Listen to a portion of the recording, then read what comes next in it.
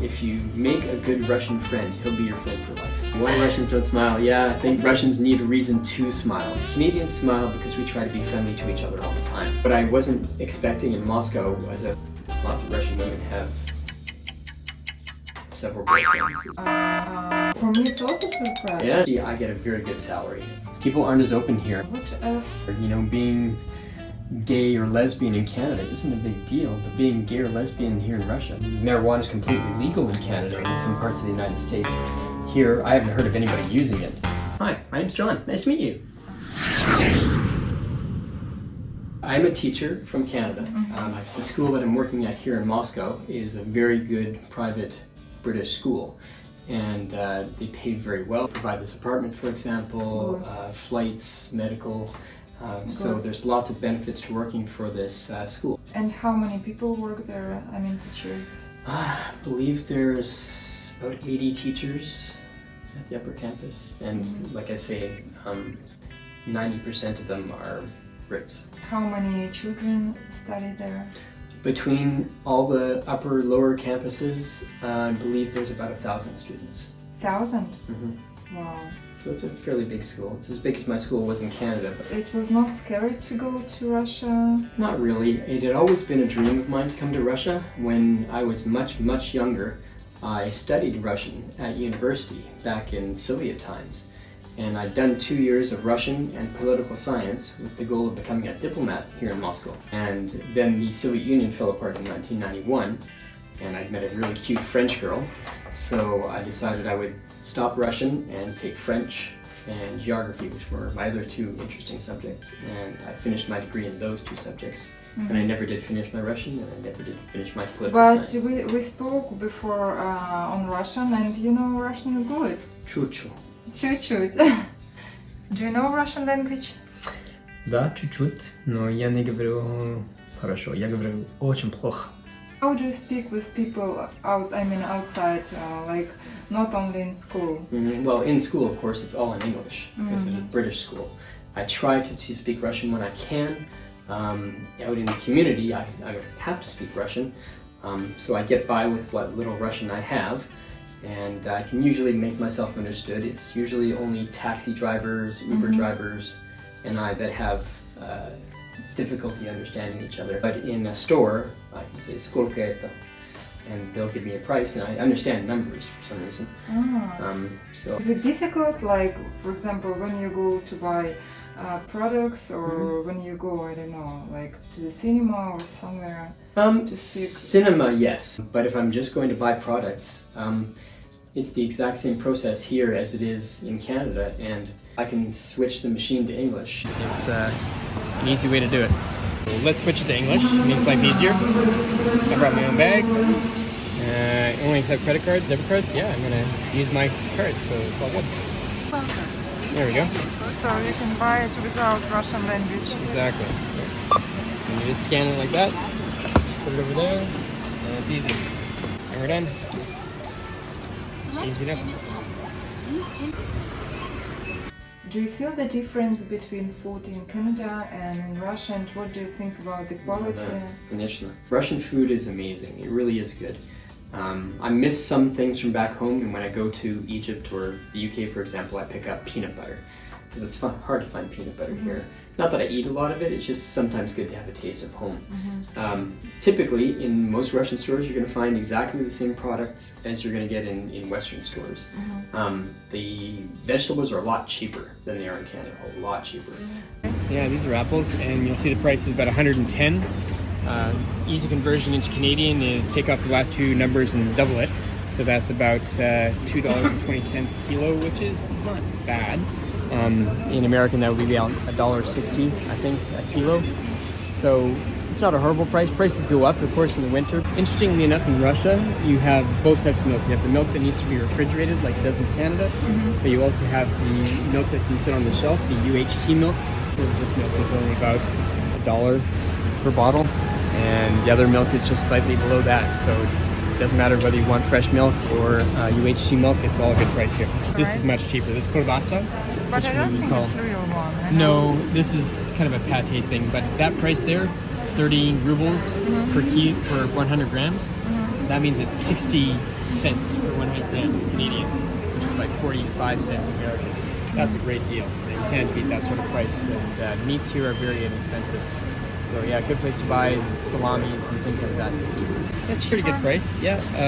A little bit cheaper, not a whole lot, but it's similar. What do you think? Is it a lot of people speak, Russian people speak English or not? More young people do speak English. Middle-aged people, half Russian, half English, half Google Translate on the device, but it's possible, but it's a little bit difficult. And it just takes more time and more patience. And some Russians aren't patient. Yeah. And some Anglophones aren't patient either. I happen to be patient and I want to learn.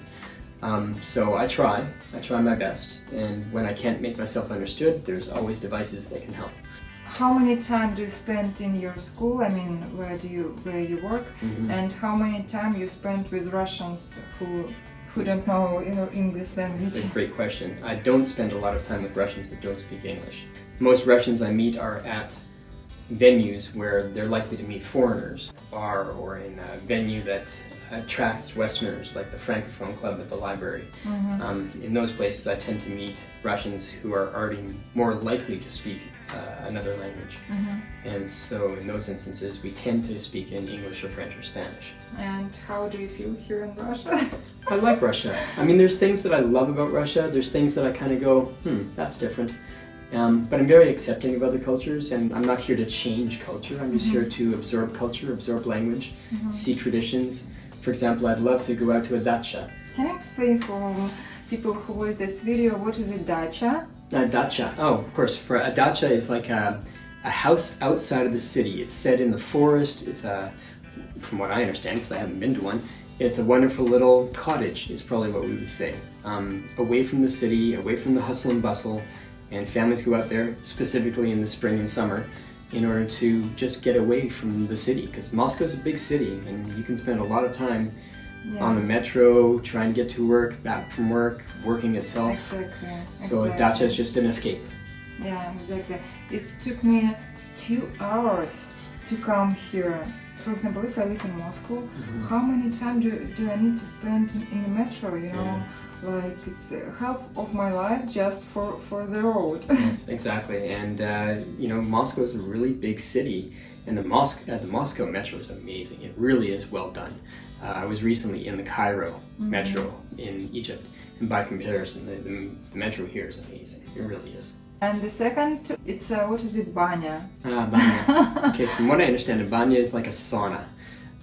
But it has access to the outdoors because it's set outside, and so you go into this sauna and you just kind of absorb the heat, and you put this hat on, and then whenever you feel like it, you just jump outside and go roll in the snow. I'd like to try both before the end of the winter, but we really haven't had it. The weather isn't great, and if it was a real Russian winter, I wouldn't mind actually, but this kind of gray overcast thing is just kind of sad and depressing after a little while. It's been going on for several months, so yeah, it's hard to get used to that.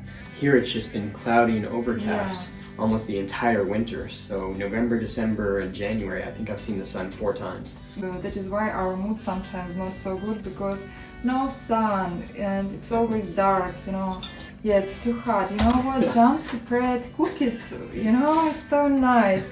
And like I was in the USA and I lived here around 6 months. Right. And for me it's like nostalgia about American cookies. Do you have some friends, Russian friends, here in Moscow? Is it difficult to have friends here? To meet Russians? Yeah, it's hard, and I think there's a reason for that. And it's the way that Canadians approach friendship versus the way Russians approach friendship. And I've explained it like this to people. Canadians trust other people until they're given a reason to not trust them.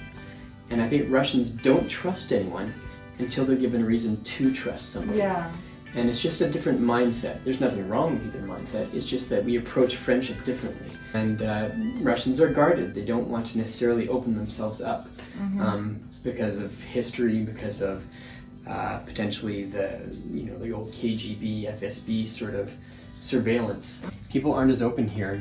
Being gay or lesbian in Canada isn't a big deal, but being gay or lesbian here in Russia, that's a problem.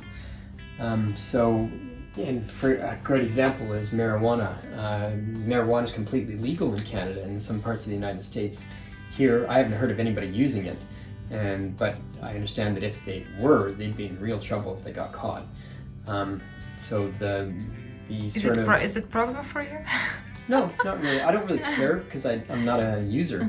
But the liberties that we have in Canada aren't here. And I think that's one of the issues that Westerners would have trying to live in Moscow long term, right, is just living as free of a life as you'd have in the West. Exactly. Why Russians don't smile? Yeah, I think Russians need a reason to smile. The other thing I've heard about Russians, and I think this is true, if you make a good Russian friend, he'll be your friend for life. Canadians smile because we try to be friendly to each other all the time.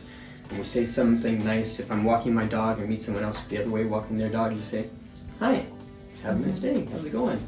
Great weather," sort of thing. Not in Russia, no. And not in Russia. The times in Russia where I've tried to interact with people walking their dogs, they're all like, "Why are you talking to me?" And I usually have dog treats in my back pocket, so I'll pull out a dog treat and I'll ask whether I can give the dog treat to the dog. And the majority of Russians will say, "Nyet, nyet, nyet." They don't want me to give their dog a treat because they're unsure about me as a complete stranger giving food to their dog, which I understand.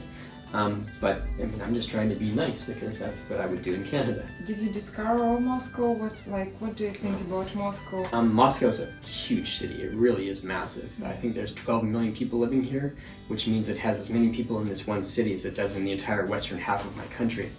I think that being a tourist in Moscow, there's a lot of infrastructure set up ever since the World Cup was here. A couple of years ago. There was a lot of signage that was put up in English, and it's very easy to find your way around. As a tourist, however, you're probably staying in the city center in a hotel or a hostel, and it's relatively easy to get around because you're right downtown. And you're going out to buy food at restaurants, for example, or when you live here, of course, it's all the day-to-day things that also get integrated into your life. How to get from point A to point B. My Troika card. If you're coming to visit Moscow, get a Troika card. It'll save you loads of money. Absolutely. Yeah. And it's the card that you need for the metro. And you just scan that, you put in 100 rubles at a time or 200. I put in 500 because I know I'm going to be here for a while. And then you just scan it as you get in and off the metro. If I was here with tourists, I would probably take them to Stolotne. That's the thought. But if I'm here at home, it's just as likely to be a grilled ham and cheese sandwich as it is something sophisticated. So, if you are not against, then I will see what inside of your refrigerator. Absolutely. You're welcome to look in my fridge for sure. Yeah, there's that. Yes. All right, so here's my fridge. Of course, we have mandatory bottles of vodka sitting here, which could easily be in the freezer, but I choose not to keep them there. I have the mugs down there anyways. A couple of bottles of champagne just in case there's a cute Russian girl that comes over. And then I have some pasta. My ex-girlfriend made me borscht before she left. And then there's always some cheeses, some of this. Oh, sgushonka. You need to try, guys. This is so very good. Tasty. Yeah, it's very tasty. And you pour this onto blinis. Yeah. And it's so tasty. Agree. Chicken, some sausage, kolbasa. There's always kolbasa in the fridge. And then, of course, my students, for whatever reason, tend to give me jam that their babushka have made them. Yes, it's also like from dacha, right? From dacha, exactly. So they all have access to berries out of the dacha, and the grandmothers make that into a jam. So you can see over the course of a year, I've had many of these given to me. The milk's quite good here compared to the milk in, for example, France. The milk in France is more like this, but you can buy much more fresh milk here as well than you can in France. The juices here are great. And you prepare cookies. I hope I will try it today. Oh, absolutely. You should have one very soon. Okay. And you prepare by yourself. You prepare for yourself by yourself, right? Yeah, most of the time. When I had a Russian woman living with me for 7 weeks, she was doing a lot of the cooking, and I was enjoying that immensely. Is it your girlfriend? She was at the time, yep. She's Russian, right? She is Russian, from Dagestan, which is a southern province, somewhat different than the rest of Russia, and as a result, it's she doesn't quite fit into Russian culture, but she also doesn't quite fit into Western culture either. And did you meet her here in Moscow? Yes, she actually works here in Moscow. What is the difference between Russian girls and Canadians? There's a difference in maybe morality. Canadian girls tend to be very forthright. They'll say what they're thinking and what they want. And Russian girls tend to tell you what they think you want to hear. When I talked about this with my colleagues here, a lot of them were like, lots of Russian women have several boyfriends. It's just A lot of Russian girls have have several. multiple boyfriends, and I was like, really? I'd be surprised by that. And I've heard different things from different people. For me, it's also surprise. Yeah, there you go. Absolutely. So, and that's Because in Russia, a lot of girls, but not too many boys, you know, Right. and we have a lot of lonely girls, you know, Mhm. and I'll it's send them my way. yeah, but it's a surprise for me. I Yeah. think it's not common. Yeah, and maybe that was just people saying, you know, what. But What I okay, would it's just hear. my experience. Right. Yeah. Well, and it's like I say, it's a worthwhile case study. Mhm. I know that she was quite dishonest about it because she'd been with other men that she wasn't telling this American about. And I don't know if that's a common thing in Russian women. All I know is that it's hard compared to Western women to trust that they're being forthcoming in a way that you want them to be. And like I said, Canadians like to trust up front, and that's the way I was with Bella. I trusted her, and I was a bit let down by her dishonesty. That doesn't mean that all girls, you know, like. Exactly. Yeah, I still hope that I'll find a nice Russian girl, well, woman. Do you want to have relationships with Russians, or you don't care about nationality? I don't really care, to be honest with you. I would love to have a Russian woman who's willing to help me improve my Russian, my understanding of Russian culture and language. And in exchange, I would love to teach her about Western languages, English, French, Spanish, Western culture. Someone who wants to move with me to Central America, that would be awesome. Yeah, so. How much money is comfortable to live in Moscow for one person? Wonderful question. Okay, so in all honesty, I get a very good salary. I'm able to save 100,000 rubles per month for Honduras. I'm able to send 100,000 rubles per month back to my family in Canada, and I still have about 40,000 rubles to live on. And because they offer me the apartment, total I earn is about 240,000 rubles per month. You know, for Russians, a lot of money. Yeah. It's probably about 3 to 4 times what the average Russian earns here in Moscow, and a lot more than that for Russians outside of Moscow. Inside of Moscow, I think you can get along quite well with 50,000 rubles above your rent. Rents here can run from 20,000 rubles to 80,000 rubles a month. Depends on the housing situation. Location and the apartment and a lot of things. Exactly. Yeah. So I happen to be right by the metro, so this apartment is listed at 55,000 rubles a month, which is quite a bit of money, but it's exactly what I would rent my apartment suite in one of my houses back home for as well. I give myself that 40,000 budget to use. Now, when Bella was here, I went way over that budget. The cost of living here is so much lower that 240,000 rubles goes much, much farther here. In the first 5 months, I've saved 500,000 rubles, which is 7,500 American dollars.